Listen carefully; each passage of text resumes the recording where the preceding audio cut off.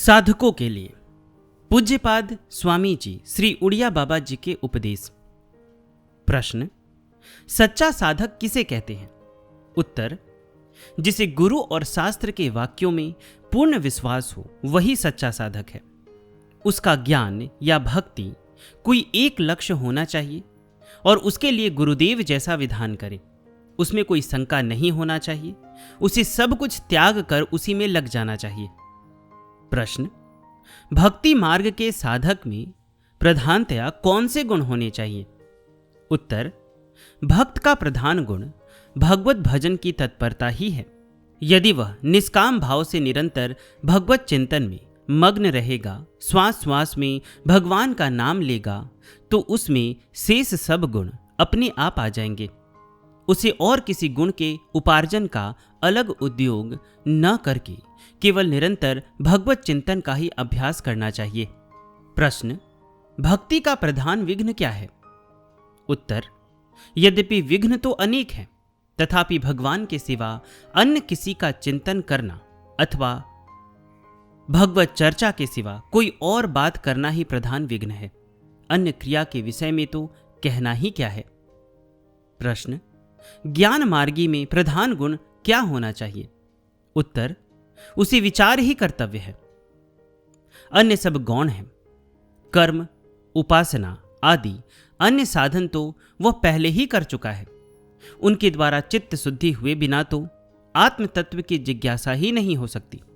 अब तो केवल ब्रह्म विचार ही करना है। प्रश्न, विचार स्वयं ही करना चाहिए या किसी के आश्रय से? उत्तर, अज्ञात वस्तु का बोध तो किसी जानकार के आश्रय से ही हो सकता है। जिज्ञासुओं के लिए आत्म तत्व भी अज्ञात ही है, अतः उसे भी गुरु, शास्त्र अथवा किसी ब्रह्मवेता के आश्रय से ही उसका विचार करना चाहिए। प्रश्न, ज्ञान प्राप्ति का प्रधान विघ्न क्या है? उत्तर, वैराग्य की कमी। किसी भी प्रकार के नाम या उसमें आसक्ति होना ही ज्ञान प्राप्ति का प्रधान विघ्न है। प्रश्न, क्या ज्ञान और भक्ति के साधनों का एक साथ अभ्यास हो सकता है? उत्तर, इन दोनों का एक ही व्यक्ति एक साथ अनुष्ठान नहीं कर सकता। भक्त भगवत चिंतन करता है और जिज्ञासु विचार। जिज्ञासु को तो दृष्ट अदृष्ट सभी प्रकार के विषयों से वैराग्य होता है। वह दिव्य अदिव्य सभी प्रकार की सृष्टि को मिथ्या समझता है। ऐसी दशा में उसका भगवान के नाम और रूपों में भी कैसे अनुराग होगा? और उनमें अनुराग न होने पर वह उनका चिंतन भी कैसे करेगा? जिज्ञासु तो संशय युक्त होता है। उसे तो भगवान के रूपादि के विषय में भी शंका रहती है। फिर वह भगवान का स्मरण कैसे करेगा?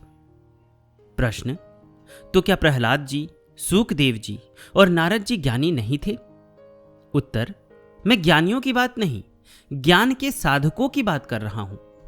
ये सब तो सिद्ध पुरुष थे। सिद्ध पुरुष तो सब कुछ होते हैं। साधकों में ही ज्ञानी और भक्त का भेद होता है। जो ज्ञान का साधन करते हैं वे ज्ञानी हैं, जो भक्ति करते हैं वे भक्त हैं, और जो कर्म करते हैं वे कर्मी कहे जाते हैं। सिद्ध पुरुष तो समय समय पर सभी करते हैं, किंतु यदि किसी भी एक निष्ठा का साधक अन्य प्रकार के साधनों में भी प्रवृत्त होगा तो वह साधक ही नहीं रहेगा, वह तो खिचड़ी हो जाएगा। प्रश्न, तो क्या भक्त अज्ञानी ही रहता है? उत्तर, परिणाम में भक्त भी अज्ञानी नहीं रह सकता।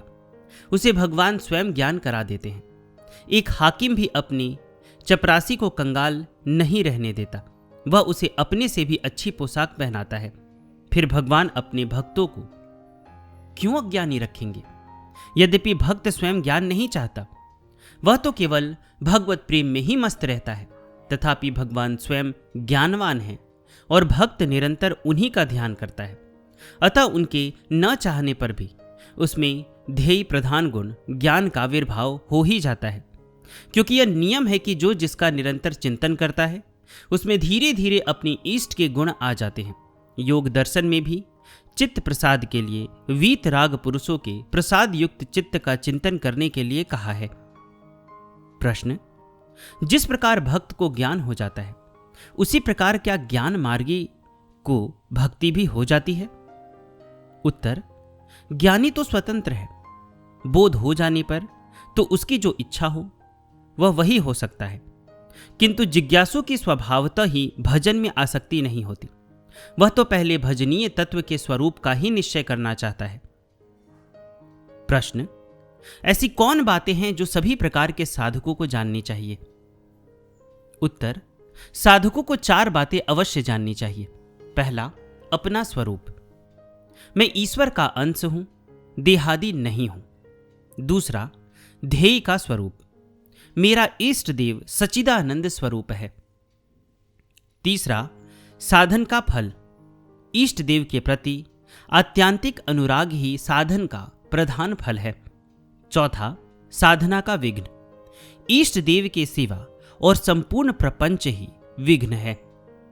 जो पुरुष इन 4 बातों को जानकर साधन में प्रवृत्त होगा उसी को सफलता प्राप्त होगी। ये बातें सभी मतांतरों के लिए समान रूप से आवश्यक है। प्रश्न, जिज्ञासु के लिए विचार करते समय निषेध की प्रधानता रहनी चाहिए या विधि की? उत्तर, निषेध की। बोध तो निषेध से ही होता है, विधि से नहीं होता। जब तक प्रपंच और भगवान की व्याप्य व्यापकता का भी निषेध नहीं होगा तब तक बोध नहीं हो सकता। आरंभ में विधि वाक्यों से बोध होना तो प्रायः असंभव ही है। प्रश्न, तो फिर विधि वाक्यों का क्या उपयोग है? उत्तर, विधि वाक्य उपासना है, विचार नहीं। इनका अभ्यास ही अहम ग्रह उपासना कहलाता है। प्रश्न, किंतु अहम ग्रह उपासना से भी तो बोध हो सकता है। उत्तर, हो तो सकता है, परंतु यह बोध का परंपरा कारण है और विचार साक्षात कारण है।